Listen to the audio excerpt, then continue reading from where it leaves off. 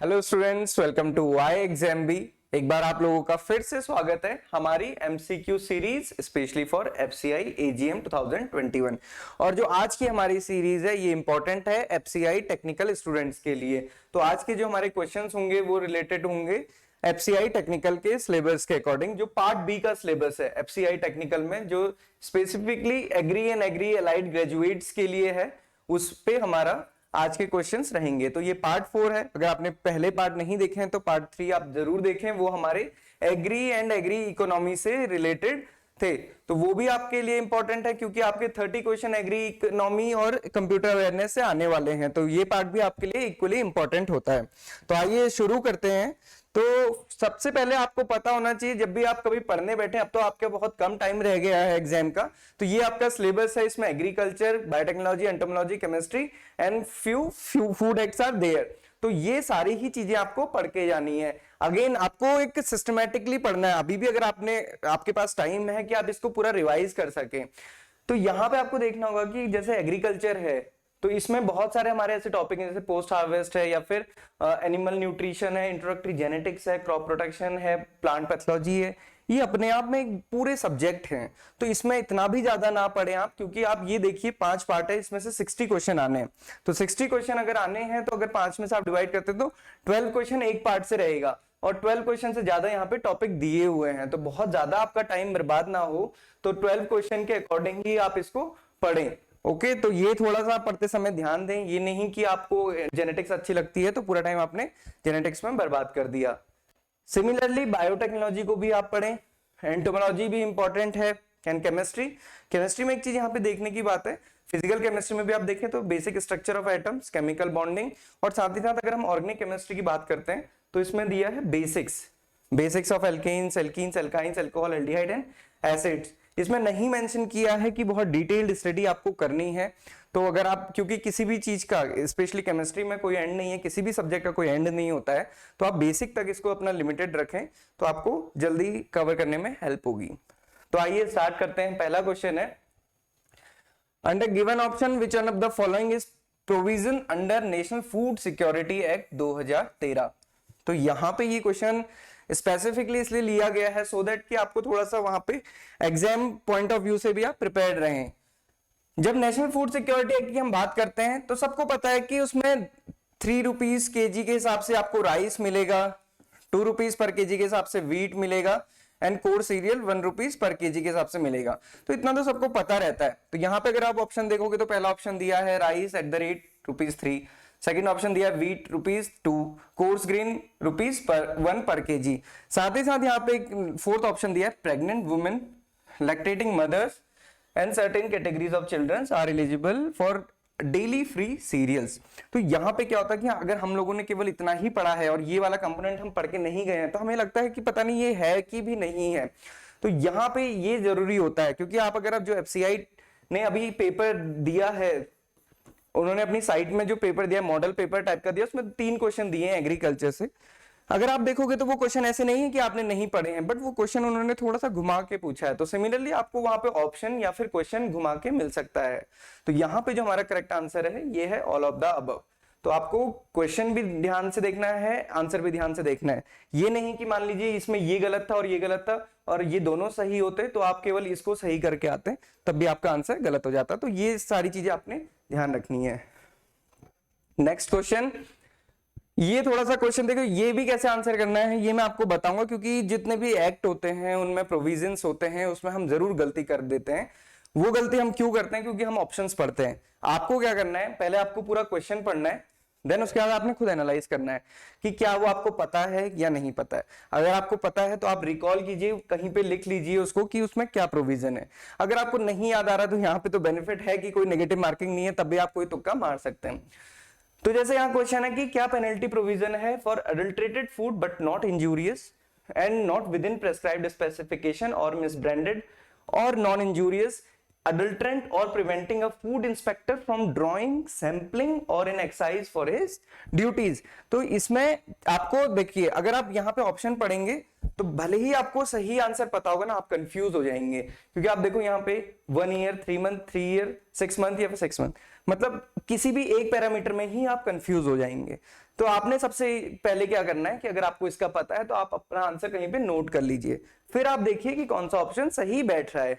तो जैसे कि यहाँ पे इसका एक्सप्लेनेशन दिया है, under the section 16 of the PFA act 1954, जो ऑफेंसेस हैं अंडर ये वाला जितना भी प्रोविजन था, उसमें क्या है, minimum imprisonment of 6 months extending to 3 years and fine not less than 1000 rupees. तो यहां पे आपने फिर अपना इससे मैच कराना है और आपको सही आंसर ऑप्ट करना है। तो आप यहां पे आप देख लीजिए, आपको ये पता होना चाहिए कि जो मिनिमम इम्प्रिजनमेंट है वो कितना है, 6 मंथ का, 3 ईयर का, 3 ईयर या फिर 6 मंथ से 3 ईयर तक हो सकता है, और fine not less than 1000।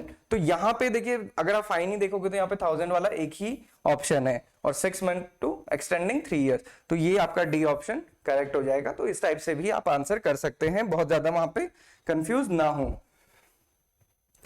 Next और इजी क्वेश्चन है, ये हमने इजी लिया है, बट आपका एक इंपॉर्टेंट टॉपिक है, statistics of the Indian agriculture. तो मैं आपको बताऊं कि जो statistics of the Indian agriculture होती है, उसमें केवल फूड ग्रेन प्रोडक्शन नहीं होता, बहुत सारी चीजें होती हैं। तो वो आपको स्टैट्स कहां से पढ़नी होती है, जो हमारा एग्री सेंसस है। तो हमारा एग्री सेंसस अभी कौन सा चल रहा है, 10th एग्री सेंसस चल रहा है, जो 2015 में आया था। तो वही अभी लेटेस्ट है, उसके अकॉर्डिंग आप देखोगे कि पूरा डेटा दिया रहता है, तो वही लेटेस्ट है। और अगर अभी एग्री स्टैट्स की बात करें, जो हम प्रोडक्शन एस्टिमेट आते हैं, तो वो directorate of economics and statics release करता है। उन्होंने अभी लेटेस्ट रिलीज किया agri stats for the year 2020। तो ये अभी हमारे पास लेटेस्ट है। बाकी प्रोडक्शन की फिगर तो हमारे पास 2020 एंड 21 के भी हैं, थर्ड एडवांस एस्टिमेट, जिससे क्वेश्चन पूछा गया है। तो यहाँ पे पूछा गया कि टोटल फूड ग्रेन एडवांस क्या है according to the third advance estimate. तो ऑप्शन है 198, 305, 506, 228 एंड 285। तो आप ये देखिए कि अगर आपको बहुत ज्यादा नहीं भी पता है, तब भी आपके पास ऐसे ऑप्शन नहीं होंगे कि आप कंफ्यूज हो, ये हो ही नहीं सकता। लास्ट ईयर का आप देखोगे 296 था, वो भी यहाँ पे नहीं दिया है जिससे आप कंफ्यूज हो। तो ये उससे पहले था, लास्ट ईयर 296 था, उससे पहले 285 हमारा था। तो ये भी नहीं, ये भी नहीं है, यहाँ पे ये सही आंसर है। ये आपको पता होना चाहिए, मई में ये रिलीज किया गया था third advance estimate. Next question is chemistry से क्वेश्चन है, किस सॉल्वेंट में एल्काइंस सॉल्युबल नहीं होते हैं। हमको पता है जो हमारी ऑर्गेनिक केमिस्ट्री है वो एल्कीन्स और एल्काइंस के इर्द गिर्द ही घूमती है। तो यहां पे पूछा जो एल्काइंस है, एल्काइंस को हम कैसे करते हैं, ट्रिपल बॉन्ड्स। तो जो एल्काइंस हैं वो किसमें सॉल्युबल नहीं है, ऑप्शन आपके पास water, benzene, ether, carbon tetrachloride, none of these. तो इसको सॉल्व करने के अगेन दो ऑप्शन आपके पास हैं। देखो, अगर या तो आपको पता होना चाहिए कि सॉल्वेंट्स की प्रॉपर्टीज क्या होती हैं, तो सॉल्वेंट की प्रॉपर्टीज और साथ साथ एल्काइंस की प्रॉपर्टीज, बेसिकली एल्काइंस की प्रॉपर्टीज आपको पता होनी चाहिए। तो एल्काइंस क्या होते हैं, एल्काइंस वाटर से भी हल्के होते हैं। देखिए, alkynes are lighter than water, so वो मिक्स नहीं हो सकते हैं। उससे ही हल्का है तो कैसे मिक्स होगा। आप देखिए ना, शुगर सॉल्यूशन अगर आप बनाते हैं तो आप शुगर कम डालते हैं, वाटर ज्यादा डालते हैं। अब मान लीजिए आप शुगर सॉल्यूशन में ही थोड़ा सा और शुगर डाल देंगे, मतलब 90% का कोई सॉल्यूशन है, उसमें आप फिर शुगर डाल देंगे और आप सोचेंगे कि घुल जाए, तो वो नहीं घुलेगी। तो यहां पे आपको क्या देखना है कि अगर आपके पास ये चार ऑप्शन है, पहले तो आपको पता होना चाहिए, अगर प्रॉपर्टीज आपने याद करके गए हैं तो आपको पता होगा कि एल्काइंस वाटर से हल्के होते हैं, तो वो मिक्स नहीं हो सकते, तो इसमें सॉल्युबल नहीं होगा, मतलब ये सॉल्वेंट नहीं हो सकता है। देन दूसरा ऑप्शन क्या है, कैसे आप इसको सॉल्व कर सकते हैं। अगर आप वहां पे सोचे, आपके पास टाइम है और आप थोड़ा सोच सकते हैं, तो आप देखिए इसमें ऑड वन आउट क्या है, बेंजीन, ईथर, कार्बन टेट्राक्लोराइड, ये सारे के सारे कैसे ऑर्गेनिक कंपाउंड है। तो बेंजीन है C6H6, ईथर्स तो डिफरेंट टाइप के हो सकते हैं, और CCl4, तो कार्बन टेट्राक्लोराइड है। आप देखो ये तीनों ही ऑर्गेनिक नेचर में है, वाटर एक डिफरेंट है, और ये तीनों ऑर्गेनिक सॉल्वेंट है। तो अगर किसी भी एक में होगा तो वो तीनों में ही होगा। तो अगर ये ऑप्शन नहीं है तो फिर ऑप्शन यही हो सकता है जो ऑड वन आउट है। तो इस टाइप से भी आप अपने क्वेश्चंस को सॉल्व कर सकते हैं। नेक्स्ट क्वेश्चन है एंटोमोलॉजी से, which one of the following type of the mouth part present in cockroach and grasshopper। तो ये पूछा कि कॉकरोच और ग्रासहोपर में किस टाइप का माउथ पार्ट होता है? आप सभी को पता है एंटोमोलॉजी में माउथ पार्ट बहुत इंपॉर्टेंट होता है। क्यों होता है? क्योंकि इंसेक्ट क्या होते हैं, हमारी क्रॉप को डैमेज करते हैं, और कैसे डैमेज करते हैं? उनको खा के डैमेज करते हैं, तो उनके माउथ पार्ट ही हमारे लिए इंपॉर्टेंट होते हैं। तो यहां पूछा कि ग्रासहोपर और कॉकरोच में कैसे माउथ पार्ट होता है। अगर आप थोड़ा सा नेचुरल हैबिट में भी देखोगे, जब हम लोग पढ़ते हैं अपने बीएससी एग्रीकल्चर में, तो ग्रासहोपर को देखते हैं तो क्या करता है, सिंपल पत्तियों को खा जाता है। या कॉकरोच को अगर आप घर में भी देखेंगे तो वो चीजों को बाइट करता है। तो इसमें आपके पास ऑप्शन है biting and chewing, piercing and sucking, chewing and lapping, rasping and sucking, none of the above. तो अगेन पहले तो आई थिंक कि जिसने भी बीएससी एग्रीकल्चर किया वो तो इसको गलत नहीं करेगा, बट अगर आपने अलाइड साइंसेस से किया है, मान लीजिए आपने बीटेक एजीटेक किया हुआ है, तो आपको थोड़ा सा डाउट हो सकता है। तो मैं फिर आपको बताऊं कि देखिए ग्रासहोपर क्या करता है, वो पत्तों को काट के खाता है, सिंपल सी बात है। तो उसको उसके लिए पहले क्या करना पड़ेगा, बाइट, देन उसको वो च्यू करेगा, देन उसके बाद वो उसको निकल सकता है। अगर आप यहां देखोगे तो पियर्स वो नहीं कर सकता, पियर्सिंग किस में होता है, मॉस्किटो में हो सकता है। तो पियर्सिंग एंड सकिंग उसमें नहीं होता है, वो बाइट और च्यूइंग करके खाता है। बेसिकली अगर माउथ टाइप्स में जब हम पढ़ते हैं तो बेसिकली जो माउथ के 5 पार्ट्स होते हैं वो 505 उसमें प्रेजेंट होते हैं, चाहे वो लेब्रम हो, लेब्रम एपिफेरिंक्स, मैंडिबल्स, मैक्सिला और हाइपोफेरिंक्स। तो ये पांचों पार्ट चूइंग एंड जो बाइटिंग एंड चूइंग टाइप का माउथ पार्ट होता है उसी के लिए होते हैं। Then chewing and lapping and rasping sucking, ये कोई भी इसका आंसर नहीं है, सही answer biting and chewing type है। Next question is which one of the following pair is not correctly matched. तो ये तो आपको अगर साइंटिफिक नेम्स याद हैं इंसेक्ट्स के, जूलॉजिकल नेम्स याद हैं तो इसको आप आंसर कर सकते हो, अदरवाइज आप इसको आंसर नहीं कर पाओगे। अगेन इसमें एक और ट्रिक यूज कर सकते हो कि आपको अगर लगता है कि आप कॉन्फिडेंस नहीं आता, वहां पे होता है ना कि अरे यार बोटेनिकल नेम्स आ गए, साइंटिफिक नेम्स आ गए, हम कहाँ कर पाएंगे, नहीं कर पाएंगे, तो थोड़ा सा एक बार उसको पढ़ जरूर लें। यहाँ पे दिया राइसिविल, भले ही आपको राइसिविल का नाम नहीं पता हो कोई बात नहीं, आपने पढ़ लिया राइसिविल के आगे लिखा है साइटोफिलस ओराइजे, पल्स बीटल के आगे लिखा है हेलिकोवर्पा आर्मीजेरा। तो अगर आप थोड़ा सा भी ध्यान से पढ़ेंगे तो आप यहाँ पे इसको कर सकते हैं कि हेलिकोवर्पा तो हमने कहीं और पढ़ा है, मतलब पल्स में तो नहीं पढ़ा है। तो अगर मैं आपको बताऊं हेलिकोवर्पा क्या है, कॉटन बॉलवर्म, तो ये कॉटन की क्रॉप का पेस्ट है, तो आप यहीं पे इसको पकड़ लेंगे और ये ऑप्शन आप ऑप्ट कर सकते हैं। तो इस टाइप से आपको आंसर करना है, जरूरी नहीं है कि वहां पे आपको सब रखे हुए क्वेश्चंस मिल जाएं जिनको आप डायरेक्टली आंसर करें। नेक्स्ट क्वेश्चन है from biotechnology, name the enzyme which used to cut DNA at specific site. यहां पे पूछा है कि डीएनए को कट करना है वो भी स्पेसिफिक साइट से, with desired DNA and to make recombinant DNA in the process of genetic engineering।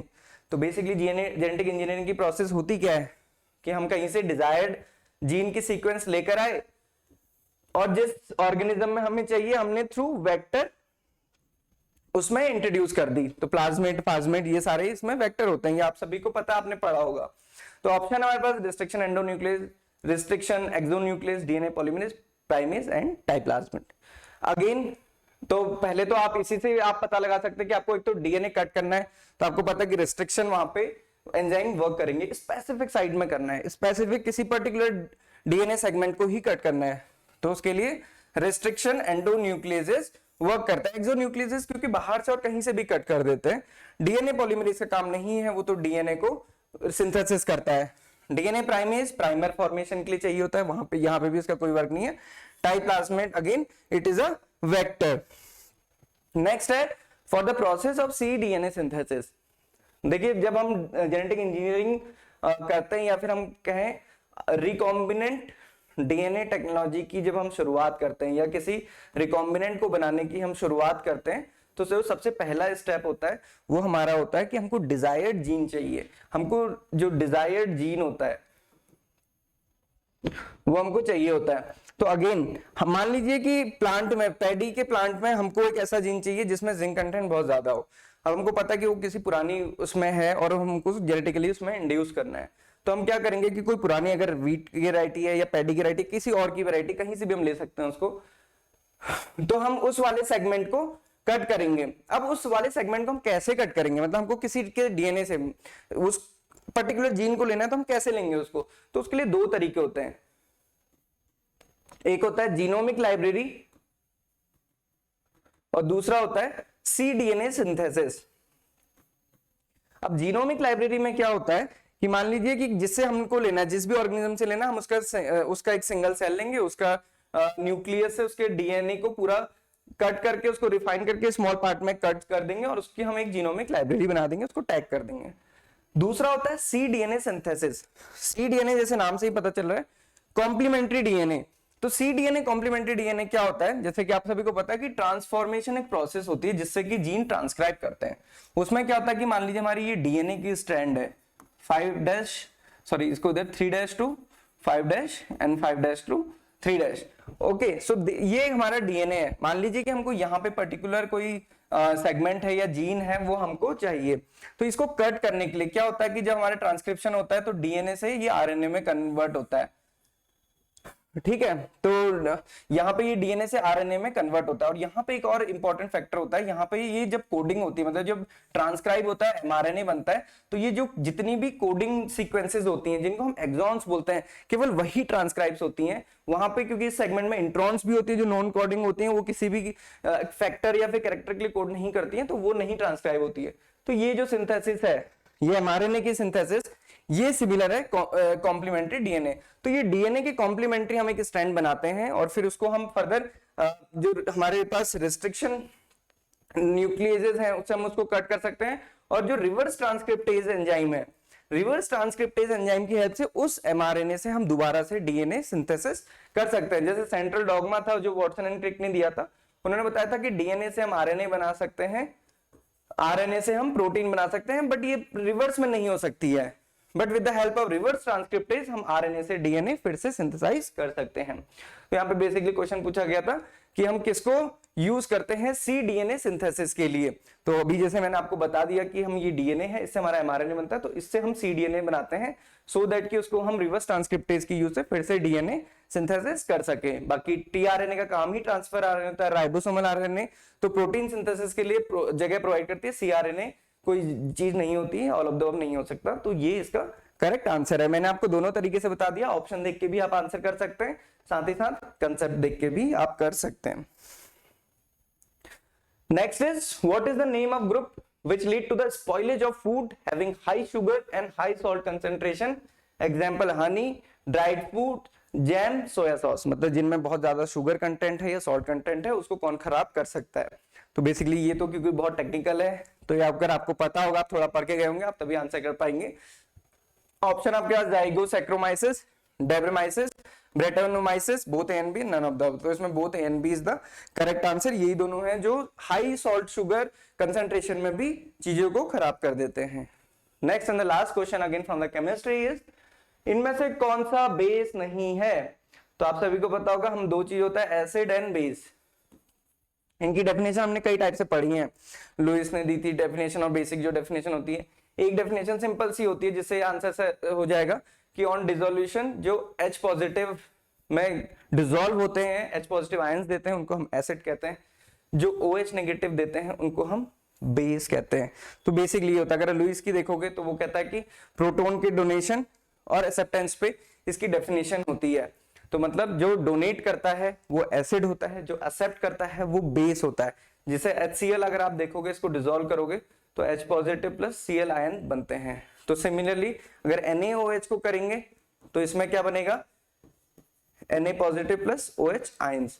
तो अगेन दिस इज बेस। तो यहां पे ये पूछा है कि कौन सा बेस नहीं है, तो ये आप देख सकते हो NH4OH, अगर इसको डिसॉल्व करेंगे तो इसमें अमोनियम आयन और हाइड्रोक्साइड आयंस बन जाएंगे। Similarly NaOH, Na positive and OH negative, KOH, K positive, OH negative, barium hydroxide, तो ये बन जाएगा। बट यहाँ पे ये जो ऑप्शन है, ये भले ही आपको OH यहाँ पे दिख रहा है बट ये क्या है, अल्कोहलिक कंपाउंड है। ये अल्कोहल है फ्रॉम ऑर्गेनिक केमिस्ट्री। तो ये C2H5OH, इसको हम इथेनॉल कहते हैं। तो बेसिकली ये अल्कोहल है, ये बेस नहीं है। बहुत वीक बेसिस में जितने भी ये होते हैं ऑर्गेनिक कंपाउंड वो बहुत वीक होते हैं, चाहे कोई से भी, चाहे एसिड हो तो वो वीक एसिड होते हैं, चाहे बेस हो तो वो वीक बेस होते हैं। तो बेसिकली यहाँ पे ये आंसर इसका करेक्ट था। तो इस टाइप से आपको पढ़ के जाना है।